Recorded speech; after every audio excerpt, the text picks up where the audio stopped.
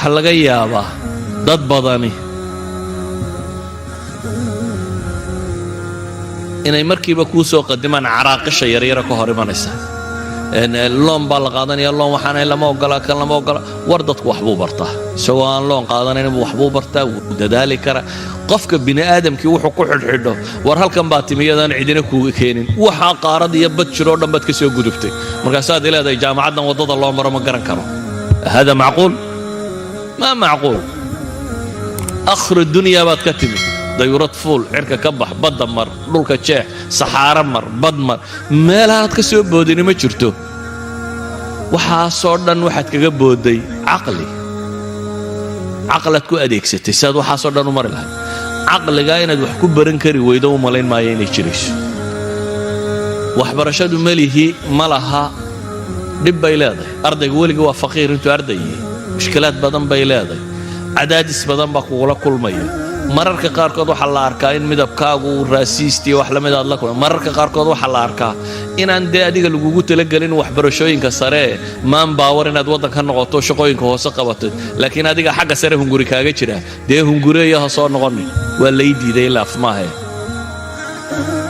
waxaan markaa ku celcelinayaa leeyahay aamaashu yididiiladu rajadu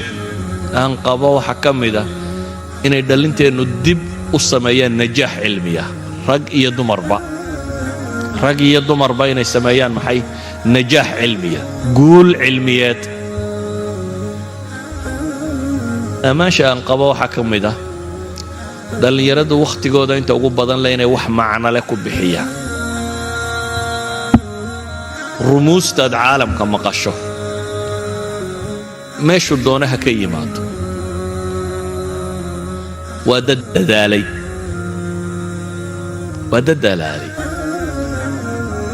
odaygii maraykanka ugu ikhtiraaca badnaa Edison ayaa waxaa la weydiiyey cabqarinimadu intee baa cilmi iyo waxbarasho ah wuxuu yidhi ama intee baa nasiiba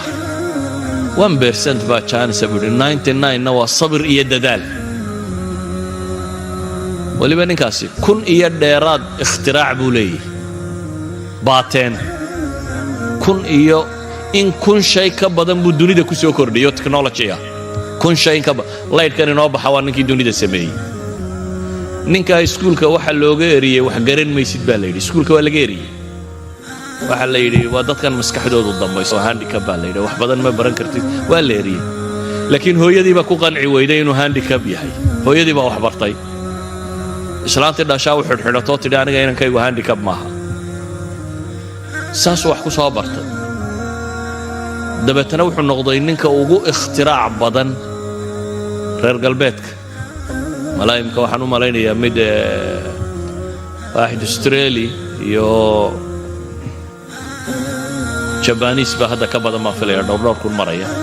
laakiin ninkaas waxaasoo ikhtiraaca samaynayay waa dadaal iyo quusasho la'aan iyo juhdi iyo wakhtigiisa uu ku bixiyey meel fiican wakhtiga dhalinta dambe waxaa alam ah xanuun ah wax laga xumaado ah wakhtigiioo la luminayo oo loo waayo wax lagu qabto dhallinyaradu imika iskuulladii fasax bay ka yihin waxaa laga yaabaa in inanka ama inanta guriga joogtaa 5 jeer ku maagaan waayo maxaanu qabannaa dee meeshaanu mar iska fadhiya maxaad rabtaa wuxuu rabaa in meelaha la soo wada mariyo caalamka o dhan baynu isku haysannaa carruurta ha la kaxeeyo safar ha la geeyo war waxa ka muhiimsan in wax la barto ma diidani fasax iyo meel la tago laakiin wakhtigu cimrigu weliba cimrigoo dhan maaha oday cimrigii iyo carruur cimrigeed kama warramayo dhallinyaroy cimrigaagu waa wakhtulinjaaz waa wakhtiga wax la soo saaro waxaynu u baahannahay inaynu dhallinyarada ku qancinno wakhtiga inaanay iska lumin weliba inta ugu badan bay culammada qaar yidhahdeen inuu guriga joogaabaa fiican inan iyo inanba oo wax baranayo guriga qaar baa joogoo tv uun fuushane ama uun facebook ku jira iyo network waxba tari mayso tv maanta dha haddaad marna 1 2 3 ka bilowdo ilaa 90 geysa haddana dib u soo erido kataloog maxaa ku jira marna hore u eriday marna dib u eriday waxba ka soo bixi maaya qof iyo dhowr kun oo saacadood oo TV aynu daawanay qof waxaya miyaa leedii laakiin ardaygii dhowr boqol oo saacadood jaamacadda galay waa dhakhtar dhowr kun oo saacadoodna waxaynu gallay maxay TV waxna kama hayno Albert Einstein ayaa waxa laga sheegay wuxuu yidhi rubuc saac waxaad sanad wado you will be an expert buu yidhi within 5 years you will be a national expert waa quarter of an hour rubuc saac 15 daqiiqadood cilmiga aad sanad 15 daqiiqadood daraasaynaysa buu leeyahay khabiir baad ku tahay haddaad 5 sannadood min 15 daqiiqo daraasaynaysa cilmigaana national expert baad tahay buu leeyahay imisa rubuc saac baad dhinta maalintii saacadda iyo rubuc iyo daqiiqo waxba ma naqaan wax tiraahdaa waan shaqadii saacad baa ka horeysa waxaan qabtay garmay meelaha ma sii joogjoogayay saacaddu iyada inaguma tirsana waqtiga daanay 5 iyo 6 iyo 7 ahayn saacadda iyo labada iyo iyagu waa halumaan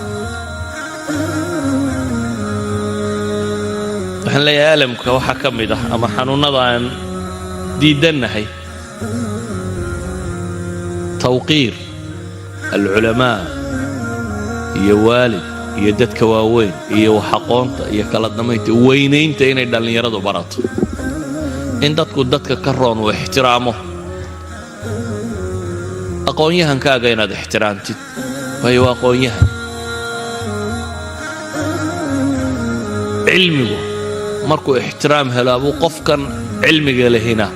uu noqdo qof muntijo wax soo saaraya inaga se geel jiraheenna iyo diktoorkeennu waa isku qiimo waayo cilmiga nagteena qiimo ka lahayn khabiirkaas dunidu ay u baahan tahay soo baxay iyo inanka geel jiri waa laba nin oo ilmaadeera shirka hadday maadaan meel kale ma cidina ma ixtiraamayso waxaynu u baahanahay inaynu cilmiga ixtiraamkiisa barano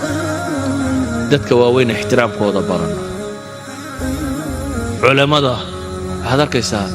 dhalinta ninkii laba kitaab bartayba sheekha ugu weyna muftiga ummadda oo abu muran la taagay wuu leeyahay qalday warbal har isagu iskaba qaldanaanta ku dambaysay yani waxa sheekh shariif oo laga yaabo inuu culimada Soomaaliyeed nool maanta ugu weyn ama ugu aqoon badnaa waqtigiisii ama rag la mid ah ama kaaga dhow rag 40 sano 60 sano 50 sanadood wax sheegayo dad wax barayay ayaa nin saddex buugo baallacad cad bartay uu leeyahay fataawadi ugu dambaysay baa caynka sheegay hadda waa nadka mid aanu garanayn nadka ayaa ka fatwooda bal fatwada waa dambaysay سوى بيجس كما أخردان يا قرة قولي كاسي دمبي ميت فردي يا قري هالصدر إنسان نت كان سو آخرية وحكو قرن وبسايتها هذا قولي كان دمبي فردي كان كاسي شيء ذا من بوحي شيء والله مالي صور رمي سوية من كسيرة ما مرق صب الله يا كاله ما سيرة واحد بيجر أو كم بعد وسام بعد أو كم بعد رسول ده أنا كوس آخري كيف وربي بقولي وراك سوق قريب فتاوي ذا النتك كنت على أنا والله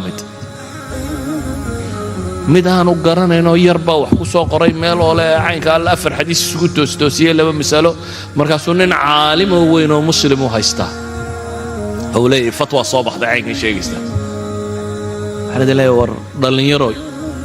احترام كبرت احترام كلا احترامه